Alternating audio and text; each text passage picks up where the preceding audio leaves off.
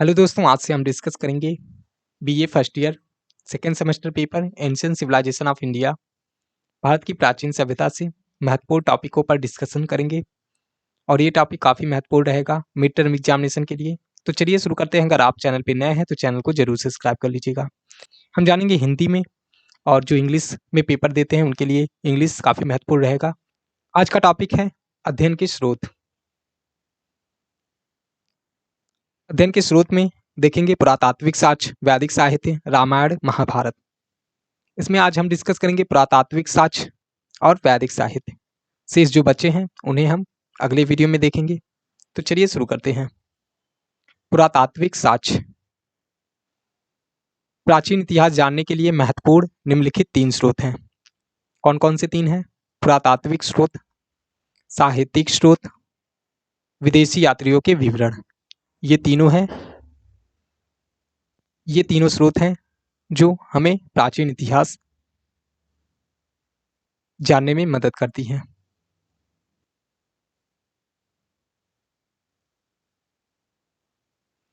भारत का इतिहास कई हजार साल पुराना माना जाता है। सामान्यतः विद्वान भारतीय इतिहास को एक संपन्न पर अर्धलिखित इतिहास बताते हैं, पर भारतीय इतिहास के कई स्रोत हैं, जैसे सिंधु घाटी सभ्यता का लिपि, अशोक के अभिलेख, हेरोडोटस का ह्यान, वेनसांग, संगम लिटरेचर या संगम साहित्य, मार्को पोलो और संस्कृत लेखकों आदि से प्राचीन भारतीय के पुरातात्विक साक्ष्य प्राप्त होते हैं।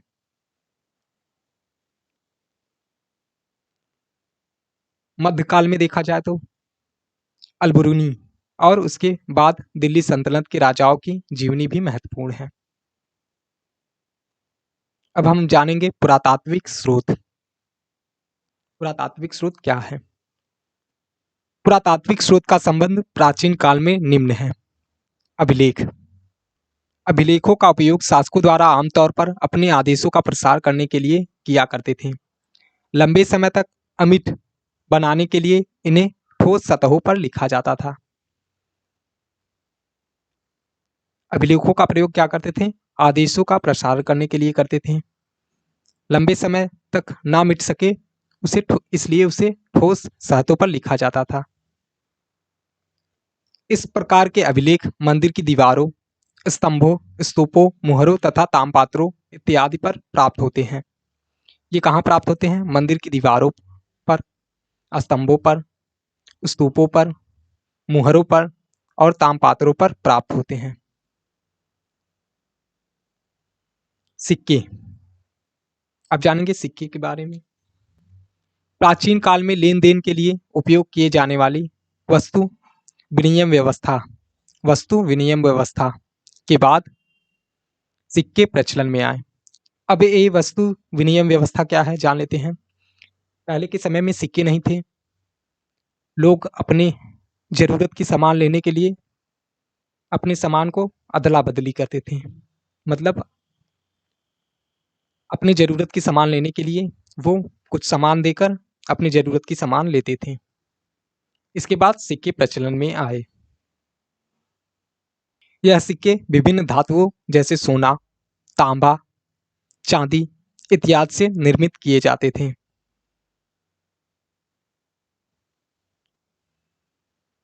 अब जानेंगे प्राचीन भारत की जानकारी के लिए अन्य उपयोगी पुरातात्विक स्रोत।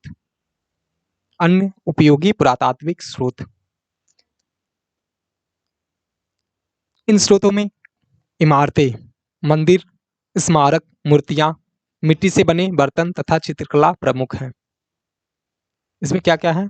मंदिर, स्मारक, मूर्तियां, मिट्टी से बने बर्तन तथा चित्रकला प्रमुख हैं। प्राचीन काल की वास्तुकला की जानकारी के साथ साथ इन इमारतों से उस समय की सामाजिक, आर्थिक व धार्मिक व्यवस्था की जानकारी मिलती है। उस समय की आर्थिक, सामाजिक व धार्मिक व्यवस्था की जानकारी मिलती है। प्राचीन भारत की जानकारी के संबंध में स्मारक महत्वपूर्ण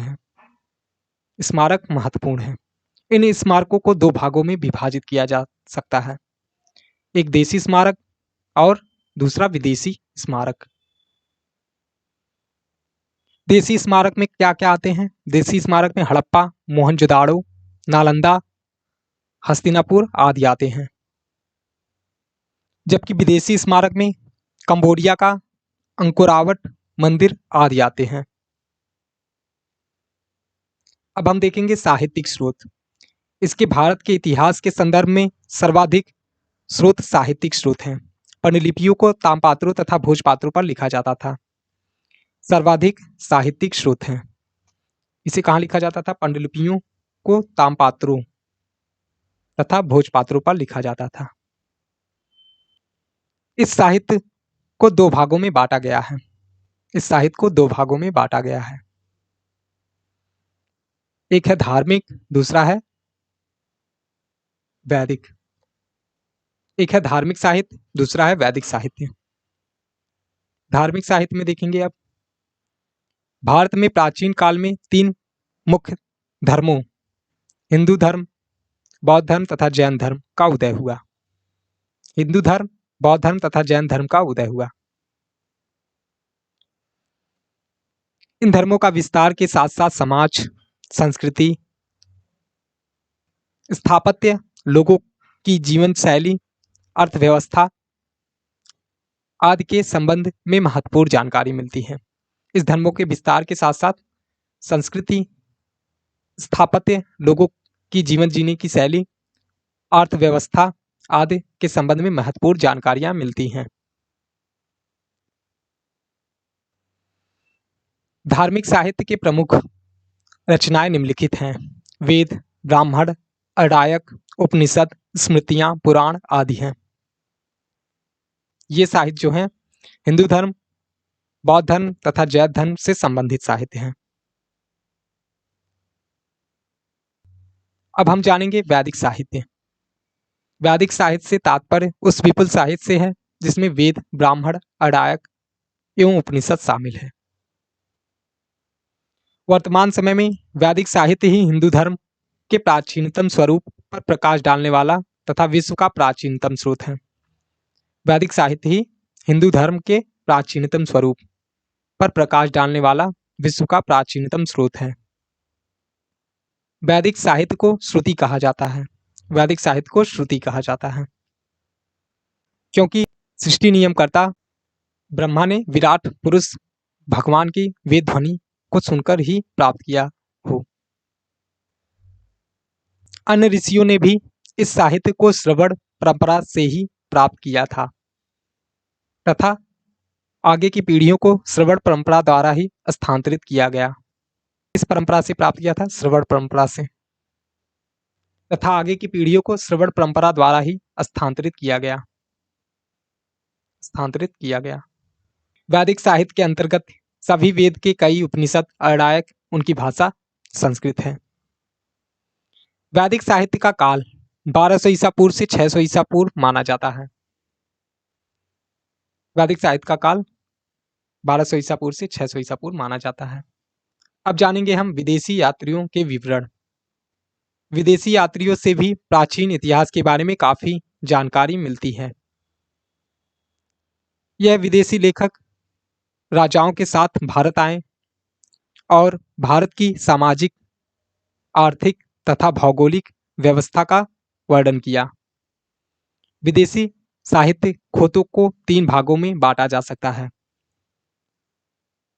पहला है रोमन या यूनानी लेखक, दूसरा चीनी लेखक, तीसरा अरबी लेखक। इन्हें तीन भागों में बांटा गया है। भारत आने वाले विदेशी यात्रियों का विवरण निम्न प्रकार से है। निवार्कस, मैग्नथीस, फायान, हिंसांग, अल्बुरीन। यूनानी लेखक हेरोडोटस, टीसीएस। यह ईरानी सम्राट जेरेक्सस का वैद था। चीनी यात्री पाहियान, सुगयुगन, हिंसांग, इत्सांग, मालवेन मिलिन, चाउजू, कुआ आदि थे। मुस्लिम यात्री इन्हें खुर्दादब, सुलेमान, असमसूदी, अल्बुरिनी आदि हैं। आज के लिए इतना ही, मिलते हैं अगले वीडियो में नए टॉपिक के साथ। तब तक के लिए धन्यवाद। जय हिंद, जय भारत।